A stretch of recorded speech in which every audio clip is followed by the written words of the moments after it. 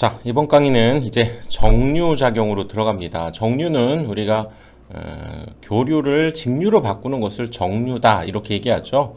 Alternating Current, 얘는 Direct Current 이렇게 얘기하죠. 그래서 AC가 교류 이렇게 얘기하고요.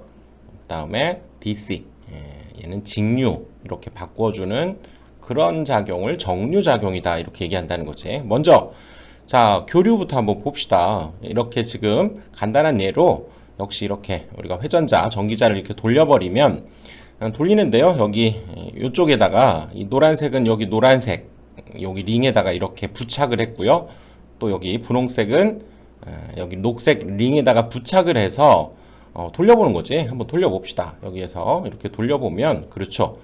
얘가 이제 기전력이 만들어지면서 전압이 이렇게 만들어지는데 이 노란색을 먼저 한번 볼까요? 노란색은 계속 이 노란색 링은 이쪽에 연결되어서 이 노란색이 한 번은 N극, S극을 갈 때마다 이제 플러스 마이너스가 될 때 이쪽에서도 그러니까 플러스 마이너스 되는 이런 형태가 바로 우리가 교류 발전을 우리가 이끌어내는 슬림링이라고 하죠. 이걸 슬림링, 이 녀석을 이런 구조로 우리가 전압을 이끌어내는 것을, 기전력을 만들어내는 것을 우리가 교류다 이렇게 얘기하고, 그럼 직류는 어떻습니까? 직류는 이건 마치 하나의 여기 링을 이렇게 만든 상황에서 여기 가운데를 잘라낸 거죠. 잘라내고 하나를 여기에 붙이고 다른 하나를 이쪽에 붙였다고 가정합시다. 그리고 이쪽을 보면 얘가 번갈아 가면서 바뀌겠지만, 그렇죠?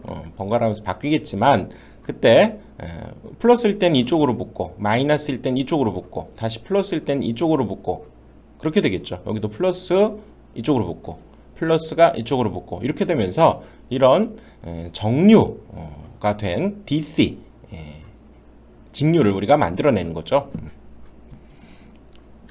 대략적으로 이런 구조를 갖고 있고요. 이렇게 생긴 것을 우리가 조금 더 구체적으로 한번 가봅시다. 자, 여기에서 보면 이렇게 얘가 지금 계자죠, 계자. 그리고 여기 전기자가 있을 때를 이렇게 돌리는데 그 중에서도 이 부분, 여기 녹색 부분, 이 부분을 우리가 정류자 이렇게 얘기하고, 여기 하늘색 이 부분, 연결된 부분을 브러쉬 그랬었죠. 그래서 이 녀석을 한번 당겨다가 한번 봅시다. 자, 이 녀석이 바로 지금 정류자고요. 여기가 절연물로 이렇게 가운데가 만들어져 있고요. 그때 여기에 이제 브러쉬와 이제 우리가 전류를 이끌어내는 선을 붙여놓은 거죠. 그래서 얘가 회전을 한다 그 얘기지. 그래서 얘도 브러쉬가 되고요.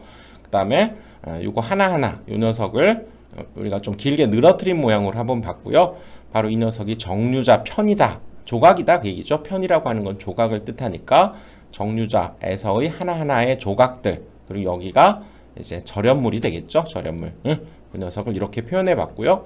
이제 이 녀석을 이렇게 이제 회전하게 되니까 같이 회전하면서 여기 브러쉬는 그대로 있는 상황이 됐죠. 브러쉬는 그대로 있는 상황에서 회전하니까 우리가 여기 일렬로 이렇게 표현해 본 것을 한번 얘를 움직여 봅시다. 이렇게 움직여지면서, 그렇죠? 이 정류자 편이 이 브러쉬를 접촉하면서 정류가 이루어진다. 이렇게 우리가 얘기할 수 있죠. 자, 이거를 한번 또 자세히 한번 보면요. 자, 여기에서 즉 이 모양을 지금 길게 늘어뜨린 거죠. 이거 하나하나가 이제 정류자 편이 되는 거고, 그때 이 절연물, 이 길이를 절연물 두께, 그래서 델타 이렇게 표현하고요. 그 다음에 브러쉬, 그렇죠? 브러쉬 폭도 우리가 B라고 표현을 한번 해봅시다. 그럴 때 이때 우리가 뭘 알아야 되냐면, 자, 정류가 일어나는 상황을 한번 보자는 거죠. 정류가 일어나는 상황은 즉 이 브러쉬가 첫 번째 정류자 편과 두 번째 정류자 편을 이렇게 닿는 순간, 이걸 우리가 단락된다 그러는데요. 이 녀석이 이 두 번째 정류자 편에 접촉하는 순간부터, 그렇죠? 그 다음에 여기 1번 정류자 편을 떠날 때까지 이 시간을 우리가 정류 시간이다 이렇게 얘기한다는 거지. 자, 이 녀석이 첫 번째 얘하고는 당연히 달라붙어 있다가 얘가 움직이면서 두 번째 녀석을 달라붙게 되는 그 순간부터 쭉 가서 이 녀석을 떠나는 순간까지, 그걸 우리가 정류하는 시간이다 이렇게 얘기하고요. 그때의 시간을 바로 정류 주기 이렇게 얘기하고 TC 정류를 뭐 커뮤테이션 이렇게 얘기하니까 C를 써서 정류 시간이다 이렇게 얘기하고요. 우리가 시간은 그 공식 기억납니까? 우리가 시간은 거리를 우리가 속력이 만약에 주어진다면 속력으로 나눠주면 이게 바로 달린 거리를 그 녀석의 속력으로 나눠주면 그게 걸린 시간을 우리가 구할 수 있는 거죠. 그러니까 이 녀석은 바로 이 녀석의 회전 속도 우리가 주변 속도라고 하는데 이 녀석이 바깥 부분이 회전하는 속도를 우리가 얘기하고요. 그렇지? 그리고 그때 얘가 정류할 때 여기에서 여기까지 정리한다고 그랬죠. 그치? 그때, 자, 출발점은 지금 여기였어. 이거를 겹치지 않게 한번 그려봤고요. 출발점은 정류가 시작되는 지점은 바로 여기 1번에 붙어 있다가 2번에 붙기 시작하는 순간부터 그 다음에 이 녀석이 이렇게 움직이면서 바로 1번을 이제 떠나는 순간 여기에서부터 여기까지 순간이 바로 정류가 되는 그런 우리가 순간을 얘기하고 그럼 그때의 길이는 당연히 하나를 우리가 기준 삼으면 되니까요. 이 브러쉬의 요 앞머리 요 녀석을 기준 삼아 볼까요? 여기에서 여기까지를 움직였다라고 볼 수 있겠죠. 이 녀석의 머리 부분이 여기까지 올 때까지 움직였기 때문에 이 움직인 구간, 이 움직인 거리라고 하는 것은 바로 지금 이 길이가 얼마입니까? 바로 절연물의 두께, 델타죠, 델타. 그리고 요 길이를 표현하고 싶은데 우리는 요 브러쉬 폭을 알죠? 이 브러쉬 폭이 바로 지금 B라고 표현했기 때문에 요 길이는 브러쉬 폭에서 이 절연물 요 두께 요 녀석을 빼주면 되겠죠. 그래서 B 마이너스 델타 요 길이가 B 마이너스 델타. 그래서 이 길이만큼 움직였을 때 정류가 일어나고 그때의 속력으로 나눠준 것이 바로 정류 시간, 정류 주기다. 이렇게 얘기를 하겠다는 거죠. 자, 요거를 뭐 이해됐죠? 여기와 여기만큼 움직인 거리를 그때 이 주변 속도가 움직인 속도로 나눠준 거죠. 그래서 이 정류자의 주변 속도, 우리가 전기자의 주변 속도와 똑같죠. 만약에 이 녀석의 반지름을 우리가 R, 지름을 D라고 한다면 뭐였습니까? 바로 그 속도 문제. 그렇죠? 교수님이 우리 운동장을 N바퀴 돌렸던 그거죠. 60명이 다 빵점을 속도 문제를 빵점을 맞아서 파이 D 요 둘레의 길이가 파이 D죠. 파이 D. 파이 D를 N바퀴 돌아라. 이게 바로 정류자의 주변 속도이기도 하고 바로 전기자 도체도 마찬가지죠. 요 지름을 T라고 한다면 동일했었지. 60분의 파이 DN. 주변 속도는 60분의 파이 DN 이렇게 되죠. 자, 그 다음에 이번에는 정류 곡선에 대해서 알아보는데요. 정류 곡선은 우리가 뭘 알아보냐면 지금 이 녀석이 브러쉬였죠. 이 녀석이 브러쉬. 그 다음에 이 녀석이 정류자 편. 그리고 정류자 편 안쪽으로가 이제 우리가 전기자의 코일 형태가 이렇게 구성되어 있는 모양이죠. 그럴 때 이때 전기자 쪽에 이 코일에 흐르는 전류를 지금 우리가 표현해 본 거예요. 그래서 이 정류 곡선이라고 하는 것은 정류자 편과 이 정류자 편이죠. 그것과 브러쉬 간의 단락과 비단락. 그러니까 이 경우는 지금 얘네 둘이 붙지 않았죠. 단락된 경우는 예를 들자면 이 두 녀석이 이렇게 붙어 있는 경우, 브러쉬를 통해서 1번과 2번이 이렇게 붙게 되는 경우를 우리가 단락이다 하고, 이 경우는 지금 하늘색으로는 비단락이 되는 거죠. 그때 요 사이 이 코일의, 그렇죠? 전기자 코일의 전류의 크기를 나타내 본 거예요. 자, 어떻게 되냐면, 자, 이렇게 돼 있던 곳이 밑으로 내려가서, 자, 처음에 IC, 이건 뭐 정류 C를 나타낸다고 그랬죠?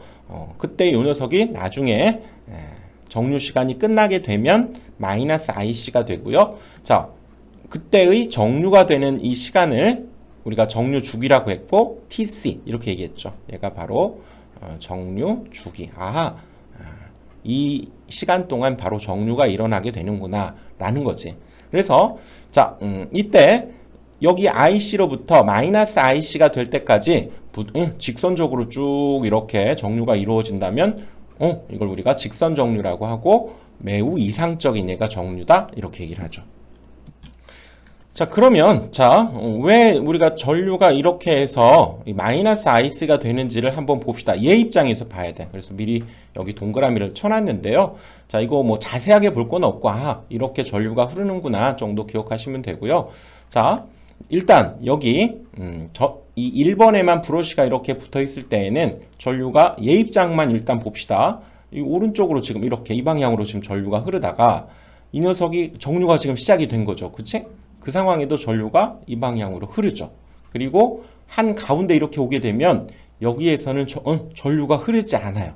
그러다가 이제 조금 이렇게 더 2번 쪽으로 가까이 되면 전류가 이제 조금씩 이쪽으로 흐르게 되면서 방향이 바뀐다는 거죠. 그렇죠? 그래서 완전히 이쪽으로 갔을 때는 완벽하게 전류가 마이너스 IC가 되면서 크기가 처음 IC와 동일한 크기로 방향이 이렇게 바뀌면서 요 녀석의 바로 전류의 크기를 이렇게 그래프로 표현해 본 거다 그 얘기죠. 정류가 일어나는 순간에의 전기자 코일에서의 전류를 우리가 정류곡선이다 이렇게 얘기해요. 뭐 이걸 외울 필요는 없고요. 정류곡선이 이렇게 생겼구나.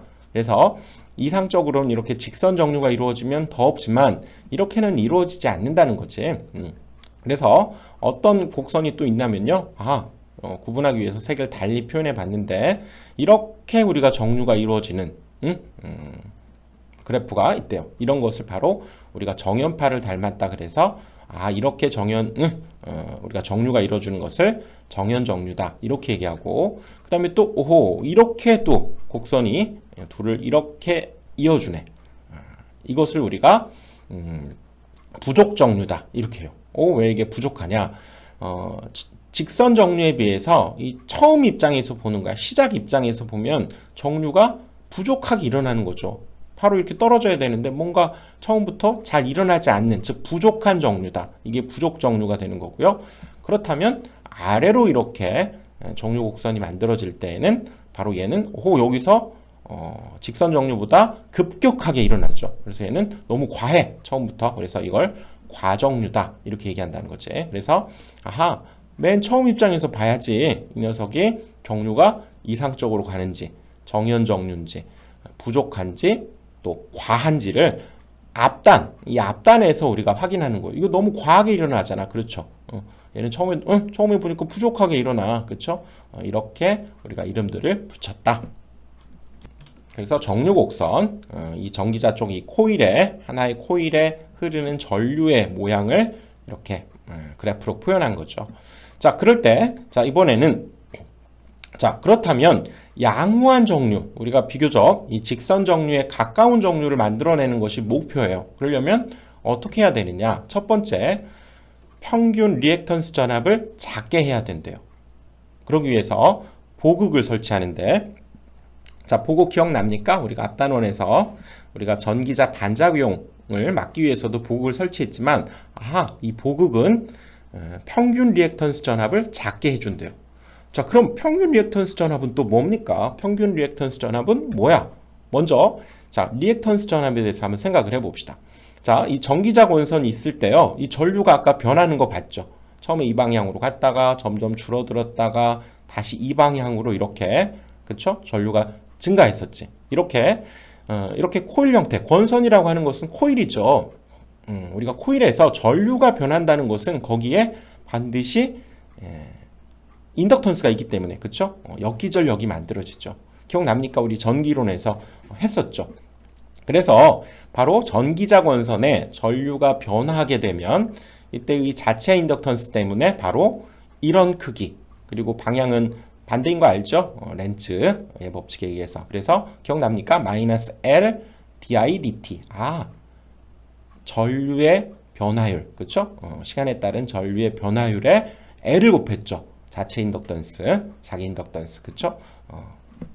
바로 이런 역기전력을 바로 여기에 생기는 이런 역기전력을 리액턴스 전압이다 이렇게 얘기하고 또 우리가 알아야 될 것은 그렇다면 평균 리액턴스 전압은 뭐냐? 평균적으로 우리가 이 정류가 일어나는 과정에서 평균적으로 발생하는 리액턴스 전압은 바로 그쵸? 평균 값이기 때문에 처음 IC에서 여기 마이너스 IC까지의 차 뭡니까? 바로 IC에서 마이너스 IC를 뺀 것이 차가 됐죠. 그래서 얘는 얼마? 2IC가 되는 거지. 이 전류의 변화량이 EIC가 되고요. 그때의 시간, 그렇죠? 시간에 따른 전류의 변화율이기 때문에 평균 변화율, 그렇죠? 정류 시간, 정류 주기 값이 분모에 와서 바로 이렇게 계산한 값을 평균 리액턴스 전압이다. 이렇게 얘기하고 바로 이 값을 작게 하기 위해서 바로 보극이 필요하다는 거죠.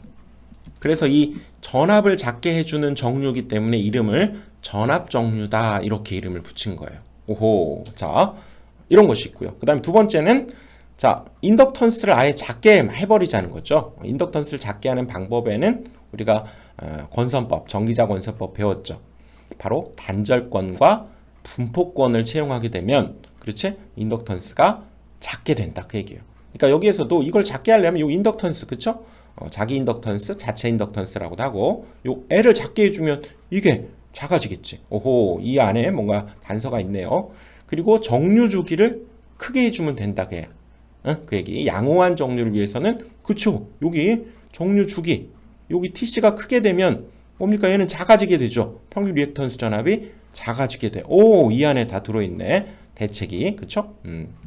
그리고 브러쉬의 접촉 저항을 크게 하자. 이 브러쉬에 접촉되는 이 부분의 접촉 저항을 크게, 즉 탄소질의 브러쉬를 써서 여기에 저항값을 높게 해주자. 그 얘기죠. 저항값을 높게 해주면 여기에서 발생되는 이 리액턴스 전압을 얘가 막아준다. 그 얘기예요. 저항이라고 하는 것은 그쵸? 그런 의미가 있지. 이거에 의해서 만들어지는 그런 불필요한 전압을 얘가 막아주는 역할을 해서 탄소질 브러쉬의 저항 정류다. 여기에 탄소질 브러쉬를 써서 저항을 크게 했기 때문에 저항 정류다. 이렇게 우리가 양호한 정류 대책으로 네 가지를 제시하는데 사실 이 안에 어떤 단서가 좀 들어있죠. 그치? 그래서 자, 이 내용들을 좀 정확하게 우리가 이야기를 통해서 이 그림을 통해서 머리에 인지를 하게 되면 이거 무작정 외우지 않고도 뭔가 느낌을 받을 수가 있죠. 그치? 자, 이렇게 해서 이번 시간에 정류작용에 대해서 나름 자세하게 한번 살펴봤고요. 다음 강의에서 또 만나도록 합시다.